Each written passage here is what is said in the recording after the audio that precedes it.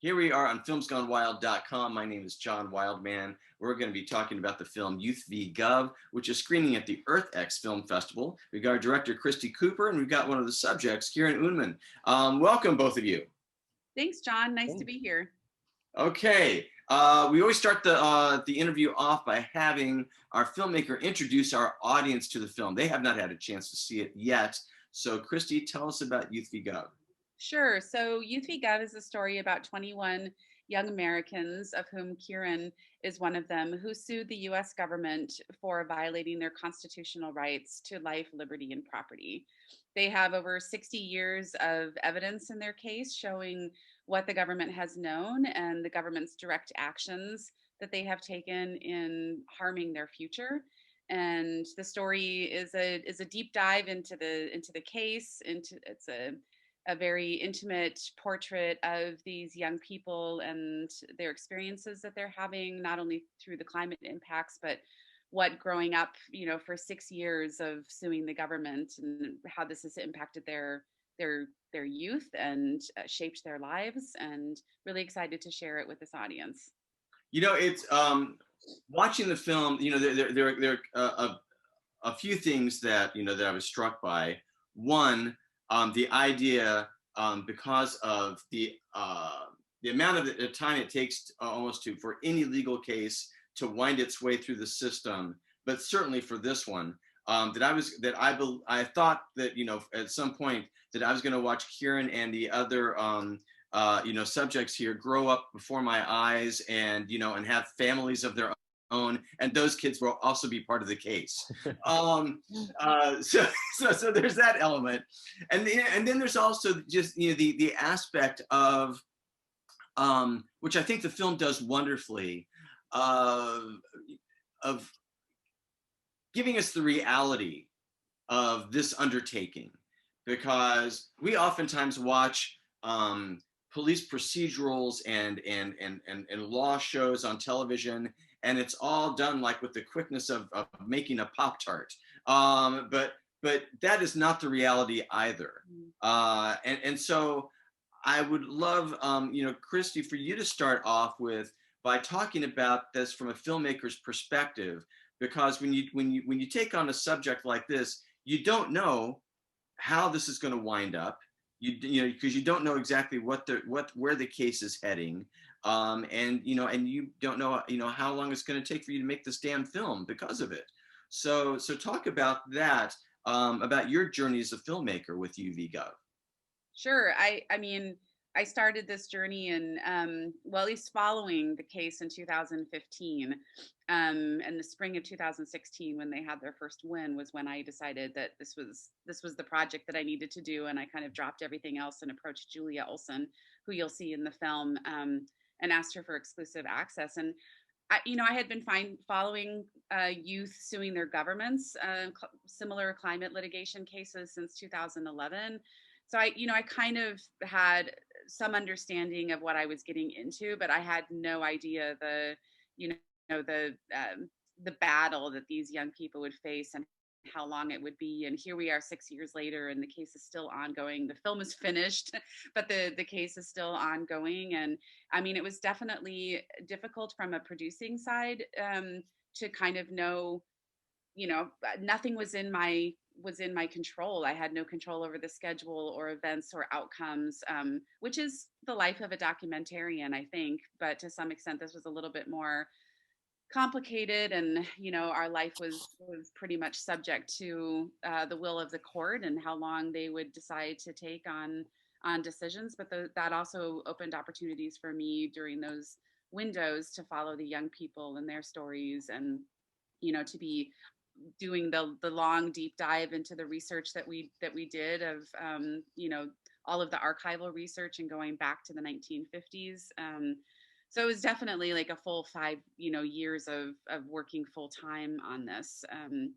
And I also want to say that this is not, this case is extraordinary. It's not a typical case. Many cases will, they will have their hearing, they will go to trial, there will be an appeal, and it will go up to the next court. And that is not the direction this case has taken. It has gone up to the Supreme Court twice already. The Trump administration threw all kinds of wacky, legal blocks in the road for these young people that had the case going up and down throughout the court system in a very unusual fashion. Right, right. And Kieran, when I oftentimes talk to subjects of documentaries um, about the impact that having a camera on you has been. Now, the interesting thing is that that I find is that I'm old enough to remember a time when cameras didn't follow us around everywhere, and people, everybody wasn't on television at some point in their lives.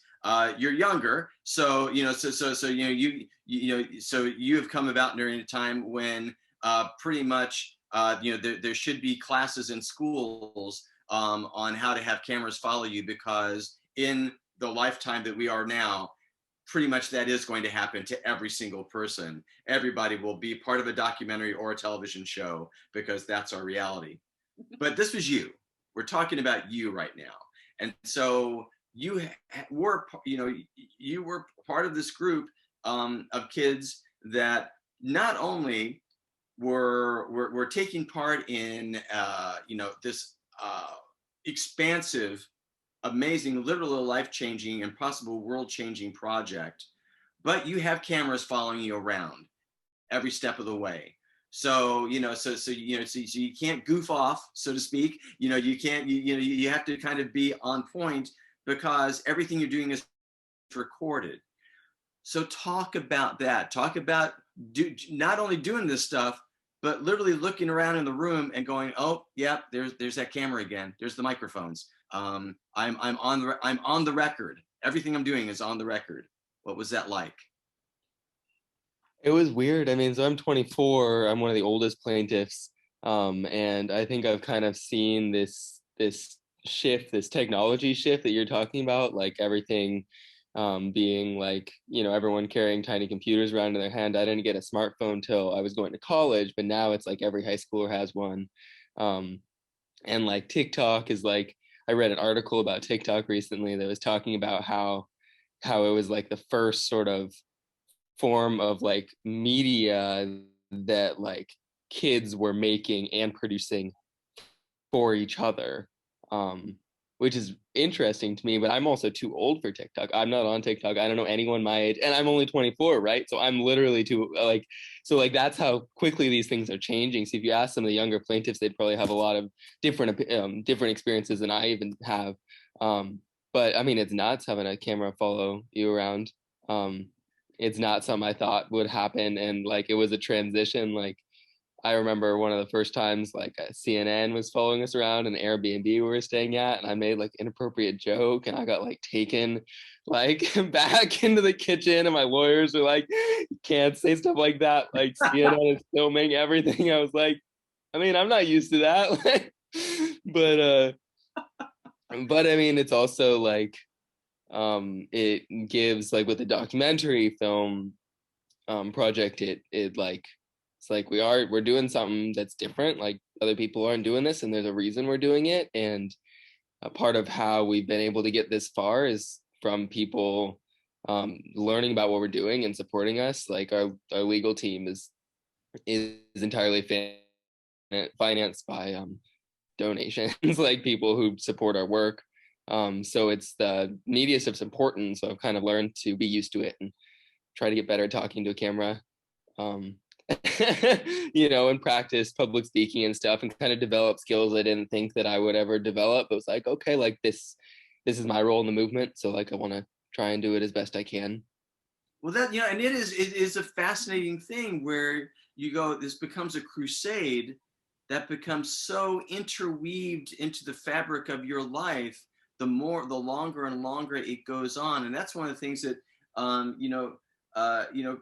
Christi, that I found fascinating watching is that, whether it be Kieran or the younger kids, like watching them go through this thing, like, okay, where are they flying them to now? And now they're dressing up to, they've got to walk into the courtroom, and they've got to go through the flanks of supporters, and high five people down the line and do all this stuff, and over and over and over again.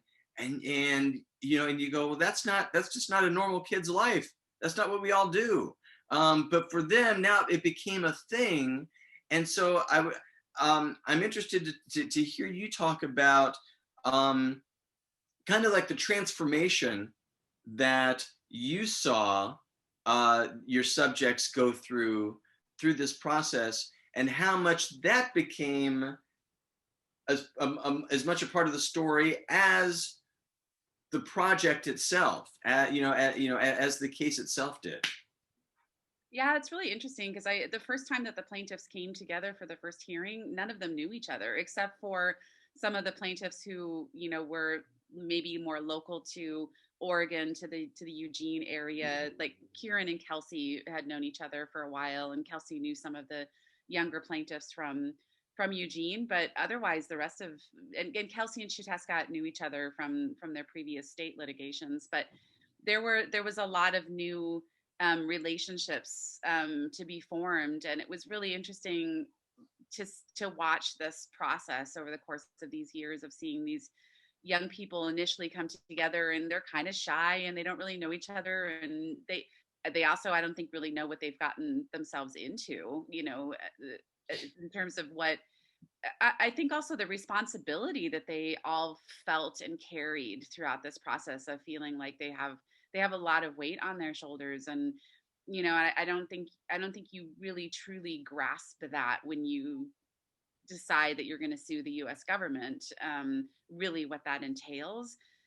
But throughout the process, like, it was amazing to see these young people become a really tight-knit family, and they're all really different, come from really different parts of the country with really different backgrounds and different personalities, and they all came together in this like united family mission where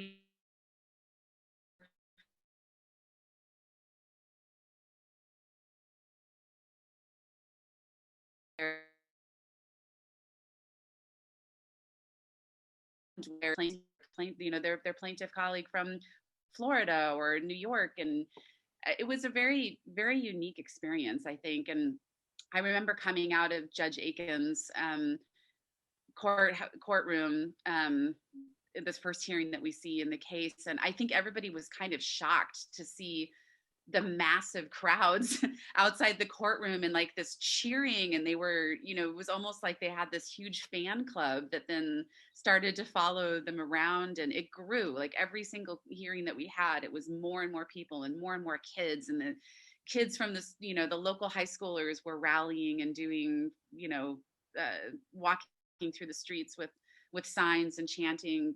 It was a really cool to see this movement growing, and not only the local support, but to see across the country people Right. knowing about this case and showing up. And there were many instances where not only rallies at the courthouse that we were at, but there were rallies at courthouses across the country on the days of the hearings. And I think that was really a unifying experience.